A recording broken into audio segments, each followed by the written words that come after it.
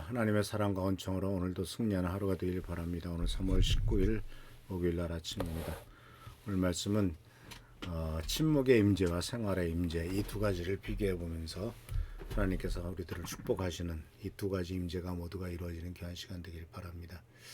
엘리야는 바로 약간 둘을 비교해 보면은 엘리야는 임재의 장소는 엘리야는 바로 산에서, 호렙산에서 또 굴 속에서 있었죠. 근데 엘리사는 집과 들판과 강가 이런 삶의 현장에서 있었던 것을 보게 되고요.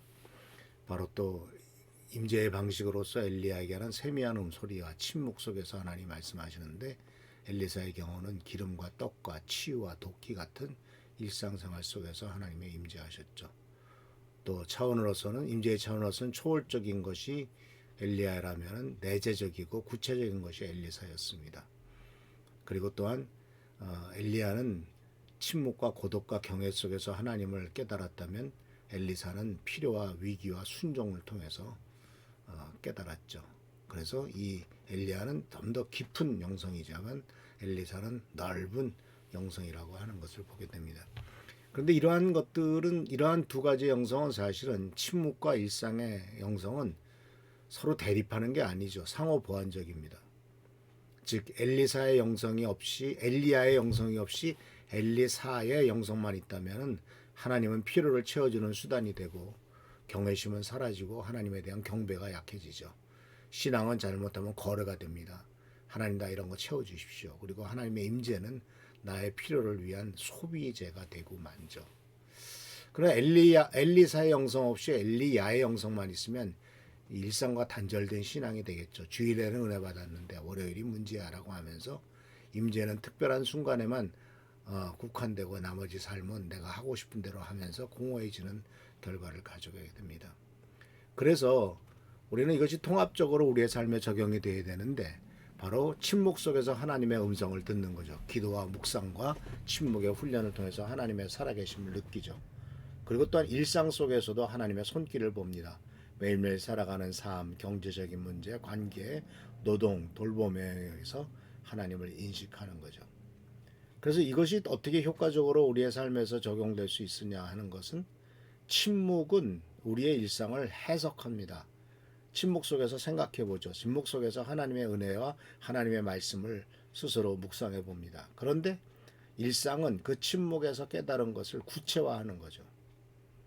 그러니까 이게 별개가 아닙니다. 같이 동전의 양면처럼 침묵함으로써 하나님의 말씀을 깨닫고, 그리고 일상 속에서 그 침묵에서 깨달은 것을 실제화하는 것이죠.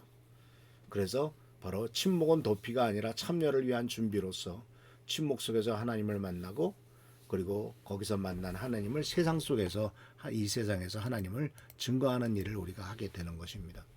그래서 우리는 이런 일을 위해서는 바로 하나님께서 나와 함께 계시는가 하는 능력이 필요합니다. 이것은 바로 임재를 식별할 수 있는 능력이죠. 마치 사무엘과 같이 하나님의 음성이 없었을 때 하나님의 음성을 들을 수 있는 귀죠. 소음과 불안함 속에서도 세미한 하나님의 음성을 들을 수 있는 능력이 우리들에게 필요합니다. 그러니까 우리 좀 민감해야 돼요. 일상 속의 작은 사건들 속에서도 하나님께서 어떻게 역사하셨는가 하는 하나님의 손길을 알아보는 능력이 필요하죠. 이것은 좀 훈련이 좀 필요합니다. 침묵 기도라든가 말씀을 묵상한다든가 영적인 기도를 일기를 쓴다든가 이런 것을 통해서 하나님이 그때 하나님이 함께 하셨구나. 근데 사람은 참 깨닫는 게 느리기 때문에 한참 지난 뒤에야 하나님이 함께 하셨음을 깨닫습니다. 그런데 동시에 하나님의 임재를 식별하는 능력도 필요하지만, 우리 주위에는 하나님의 임재를 필요로 하는 사람들이 참 많거든요. 하나님의 함께 하신다는 것을 느껴야 될 사람들이 많거든요. 그런데 그 느낌은 영적인 것이 아니라 실제적인 생활 속에서, 즉 매일매일 살아가는 삶 속에서 하나님의 임재를 느끼도록 도와주는 거죠. 그러니까 다른 사람이 하나님의 임재를 경험하도록 돕는 거죠.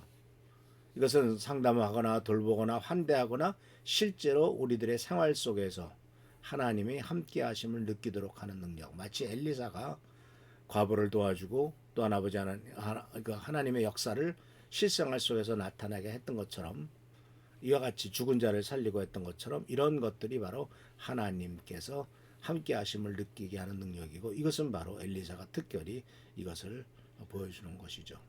그 사랑하는 성도 여러분, 우리는 하나님을 경험했다라고 자랑하는 게 아니라 당신도 하나님을 경험할 수 있습니다라고 이렇게 돕는 것이 우리들이 해야 될 일이다라고 하는 사실입니다. 그래서 사실 우리의 삶의 보면은 참 지금도 전쟁에 참 많은 사람이 죽고 혼란스럽죠. 하나님이 계신가라고 하는 질문을 우리는 계속 던지게 됩니다. 그러나 하나님이 어디 계신가? 산만함 속에서는 하나님을 잊어버리죠. 소음 속에서도 하나님을 잊어버리고 모든 것을 기능과 효율적으로 생각하는 것, 무슨 소용이 있어라고 말할 때 또 잊어버려요. 그러니까 하나님이 함께 하시는 게 나에게 무슨 소용이 있어? 침묵이 무슨 소용이 있어? 이렇게 하면은 깨닫지가 못하죠. 동시에 일상과 신앙을 따로따로 나눠서 생각하게 된다면은 하나님을 느낄 수가 없고 기도에도 응답이 없고 하나님이 정말 계신가라고 하는 질문을 적용하게 되더라 하는 사실이죠. 그래서 하는 성도 여러분, 우리는 매일같이 하나님의 임재를 연습해야 됩니다. 17세기의 프랑스 수도사 브라더 로렌스는 바로 하나님의 임재 연습이라고 하는 유명한 책을 남겼는데, 그는 수도원 부엌에서 설거지를 하면서도 하나님의 임재를 누렸습니다. 그래서 그는 이렇게 말했습니다. 주님, 이 일을 함께 주님과 합니다. 집에서 설거지를 하고 청소를 하고 빨래를 하더라도 주님과 함께 일을 합니다. 그리고 일하면서 짧게 기도했다고 합니다. 주님 감사합니다. 주님 도와주십시오. 그리고 계속해서 하루에도 여러 번씩 하나님은 나와 함께 계신다라고 상기했던 것이 이 브라더 로렌스의 하나님의 임재 연습 속에서 나오는 중요한 이야기입니다. 그래서 사랑하는 성도 여러분, 우리는 이 임재를, 일상을 하나님이 함께 하시는 거룩한 삶으로, 성례적인 일로 생각해야 돼요. 그러니까 일상적인 행위를 이건 하나님과 상관없는 일이야라고 하지 마십시오. 식사하는 것도 이 하나 음식을 주신 하나님 앞에 감사합니다라고 하나님께 함께 하시는 거룩한 행위고, 출근할 때도 하나님, 우리 오늘 일터에 내가 하나님을 대신해서 갑니다. 하나님을 대표하겠습니다라고 하고, 청소할 때도 내 마음, 내 집을 정돈하듯이 내 마음도 정돈합니다. 아기를 돌볼 때는 하나님이 아이를 돌보며 주님의 사랑을 베풉니다 라고 이렇게 하는 이 일상의 성례전이 얼마나 우리의 삶에 필요한가 하는 것을 발견할 수가 있습니다. 그래서 지난 주일날 우리 하영대 목사님을 통해서 실행사항 몇 가지를 말씀 들으셨죠? 이것을 실행함으로써 매일매일 그 임재를 경험하고 임재 속에서 하나님 앞에 나가는 우리 귀한 성도님들 되시기를 축원합니다. 바로 호렙산 어귀에선 엘리야와 과부의 집에 들어간 엘리사, 한 사람은 세미한 소리를 들었고 한 사람은 빈 그릇을 채웠습니다. 이와 같은 역사를 우리들의 삶 속에서도 계속 이루어가는 우리 귀한 성도님들 되시기를 축원합니다. 할렐루야, 축복합니다. 기도하겠습니다. 오늘도 주께서 함께 하시느라 감사드립니다. 하나님, 우리와 함께 하시며 축복하시며 채워주십니다.